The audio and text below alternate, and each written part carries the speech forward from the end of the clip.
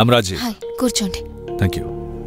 నేను వచ్చింది కొన్ని విషయాలు తెలుసుకోవడానికి. అర్థమైంది. తార నాకు ఫోన్ చేసింది.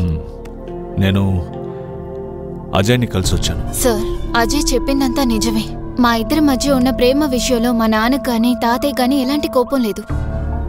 కరెక్ట్గా ఆలోచించి చెప్పు. నిజంగా వాళ్ళకి కోపం లేదా, లేక నువ్వు దాన్ని బయట పెట్టడానికి ఇష్టపడటం లేదు? సార్, అలాంటిదేం లేదు. నాకు మా నాన్నకి మధ్య మామూలు ఫాదర్ డాటర్ రిలేషన్షిప్ కన్నా అంతకు మించిన అనుబంధమే ఉంది.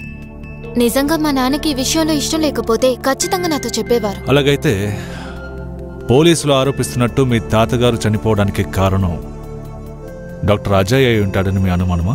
లేదు, అజయ్ ఎన్నటికీ అలాంటి పని చేయడు. అజయ్ ఎవరో ట్రాప్ చేసినట్టున్నారు. కొన్ని నిజాలు అలాగే ఉంటాయి. తెలుసుకోవడానికి మనకు కొంచెం టైం పడుతుంది. తెలిసాక తెలియకుండా ఉంటేనే బాగుంటుందనిపిస్తుంది. డాక్టర్ అజయ్ నిరపరాధిని నువ్వు నమ్ముతున్నట్టయితే, అతను విడుదలవ్వాలని నువ్వు కోరుకుంటుంటే, అందుకు ఏదైనా చేయగలిగింది నువ్వు మాత్రమే. అంతకుముందు కొన్ని నిజాలు నువ్వు తెలుసుకోవాలి.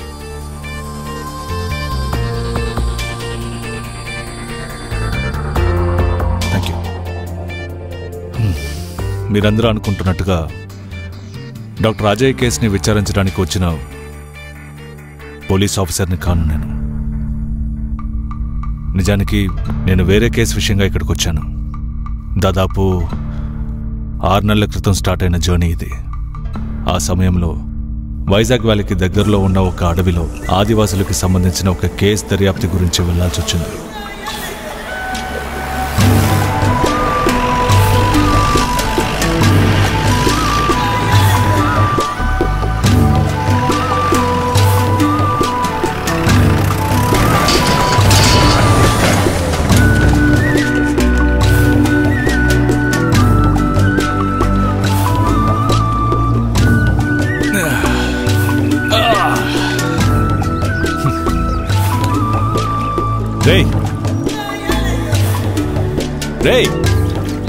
లేరా?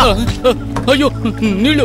నేను ఎక్కడున్నాను? అలా సీట్లో కూర్చొని నిద్రపోకుండా ఈ అడవి అందాన్ని ఆస్వాదించరా. అవును, ఇక్కడ క్యాబ్ రైడ్ జరుగుతోంది, ఆస్వాదించాలి. నువ్వు అక్కడికి వెళ్ళి నోరు జాగ్రత్తగా చూసుకో. మనం ఇక్కడ పక్షుల గురించి తెలుసుకోవడానికి వచ్చిన పక్షుల పరిశోధకులు. అర్థమైందా? అదేంటి సార్, మనం కేసు కోసం వచ్చిన పోలీసులం కదా. హలో వెంకటేశ్వరరావు, చెప్పండి సార్. ఇది అడవి కదా? అవును సార్. ఇక్కడ ఉన్న వాళ్ళు ఆదివాసులు కాదని ఎవరన్నా? మనం పోలీసులు అని తెలిస్తే వాళ్ళు భయపడతారు. అవునా? దాంతో ఈ కేసులో మనకి ఎవరు సహకరించరు. అందువల్ల ప్రేమగా మాట్లాడి మన పనిని మనం చేసుకోవాలి. నీకు ఈ విషయం అర్థమైంది కదా? ఓ, మనం పోలీసులు అని చెప్పుకుని గర్వపడే రోజులు ఎప్పుడు పోయాయి. పక్షుల పరిశోధకులు అంట. ఈయనకేమన్నా పిచ్చా? ఏమన్నా? లేదు సార్, నేనేమనలేదు. మీరు అన్నట్టు చేద్దాం. స్టైల్ గా కళ్ళజోడు పెట్టుకుంటే ఈయన పెద్ద మెగాస్టార్ అయిపోతాడా? ఏంటి గుణుగుతున్నావు? నేనేమీ గొడవలేదు. 2 డమ్మీలు కావాలి సార్. ఈ దగ్గరలోనే మన్యంపులి ఇల్లు, రండి పరిచయం చేస్తాను. నువ్వు ఇంకా ఆ సినిమాని మర్చిపోలేదా? బండి నెమ్మదిగా పోనివ్వండి సార్, లేకపోతే నీళ్ళలో మునిగిపోతాం. కౌంటర్లు ఇవ్వడానికి ఏం తక్కువ లేదు. మీరు మాత్రం తక్కువ.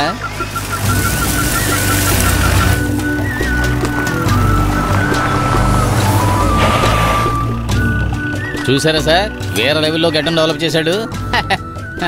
రాజేష్ సార్ కదా, ఇంకా కొంచెం ముందుగానే వస్తారనుకున్నాను. కొత్త చోట కదా, దారి తెప్పాం. బ్యాగ్ తీసుకురా. అలాగే. ఈ ఏరియా సూపర్ గా ఉంది సార్. ఇక్కడ మనం బాగా ఎంజాయ్ చేయాలి. కేసు విషయం తర్వాత చూసుకోవచ్చు. నీకు ఎన్నిసార్లు చెప్పాలి కేసు గురించి మాట్లాడద్దని? లేదు సార్, ఇక మాట్లాడను. మనం పక్షుల గురించి తెలుసుకోవడానికి వచ్చిన పరిశోధకులం. ఓకే సార్, మనం ఈ అడవి అందాలు చూడడానికే వెళ్తున్నాం.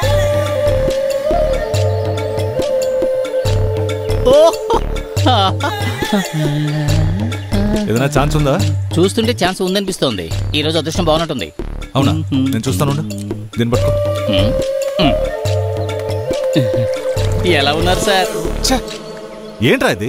అడవి అందాలు సారు. మీరేగా అందాల్ని ఆస్వాదించమన్నారు. ఇలా ఇవ్వండి, నేను చూస్తాను. చాలే.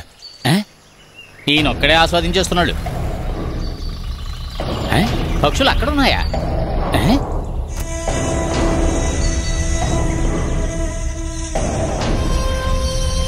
ఏం చూస్తున్నారు సారు? ఒకసారి కెమెరా ఇవ్వు.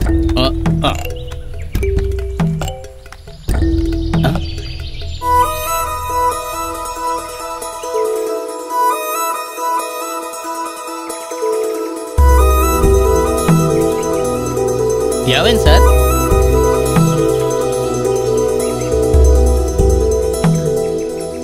చూస్తుంటే అడవి సీతాకోక చిలుకల్లో ఉన్నారు. సార్ కంట్లో ఎలా పడ్డారు? ఏం చేస్తున్నారబ్బా? వెంకటేశ్వరరావు, వాళ్ళేదో దొంగలిస్తున్నట్టున్నారు.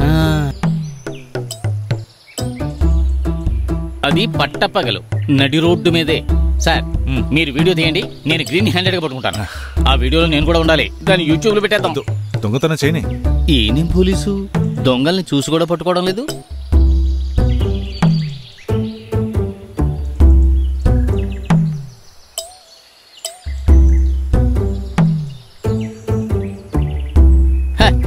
వెళ్ళిపోయారు. ఏక దొరకరు. నువ్వు రారా, త్వరగా పదా. ఏ దొంగ ఆగవే. పద, పారిపోదు. వదలకండి సార్, పట్టుకోండి. త్వరగా రా. నేను ఇప్పుడే చెప్పాను వెళ్ళి పట్టుకుందాం సార్ అని. ఈ అడవిలో తుప్పలో తెగిలిన దాటుకుని వెళ్ళడం ఎంత కష్టంగా ఉంది. నువ్వు రారా. ఇంకేమన్నా పిచ్చా? నేను వెళ్ళి పట్టుకుంటాను. ఓమో, ఇలా రాకుండా ఉండాల్సింది. ఆయన వెనకాల వెళ్ళిపోయి ఉంటే బాగుండేది. ఈ రాళ్ళు ఎక్కలేక దిగలేక చచ్చిపోతున్నాను. కాళ్ళు ముట్టు పెట్టేస్తున్నాయి. పరిగెత్తు.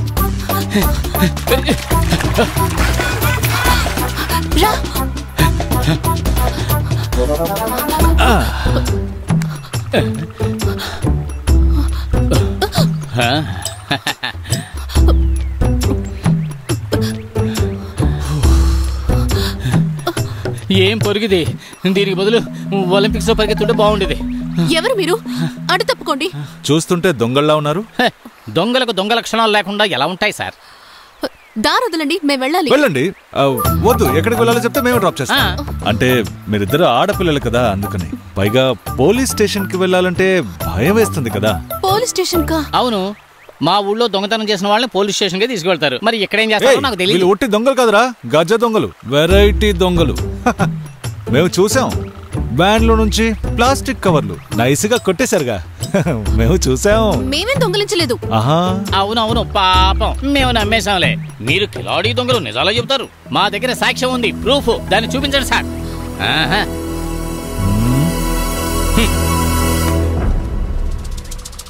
చూసారా, ఇద్దరు పుణ్యాత్మురాళ్ళు దేవీ దర్శనం చేసుకుంటున్నారు.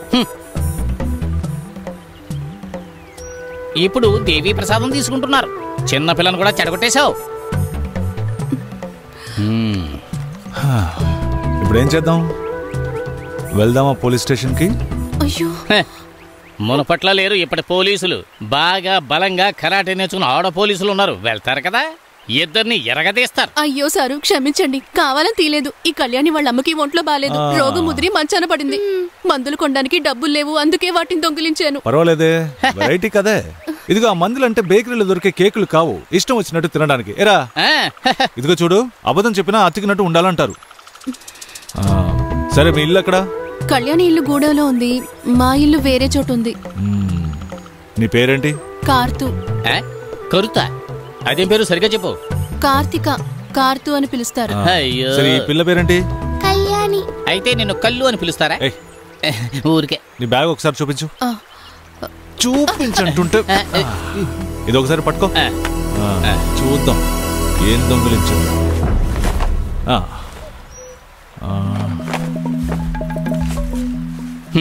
ఇప్పుడు దేవీ ప్రసాదంలో కరెన్సీ నోట్లు పెడుతున్నారా?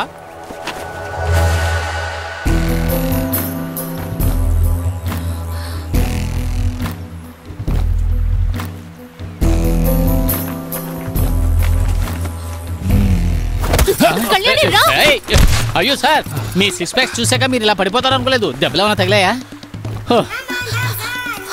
ఈ దొంగలేంటి ఇలా పారిపోయారు? వదిలేరా, ఇవాళకి ఇది చాలు. ఇందులో ఒక పెద్ద బాంబు ఉంది. బాంబా?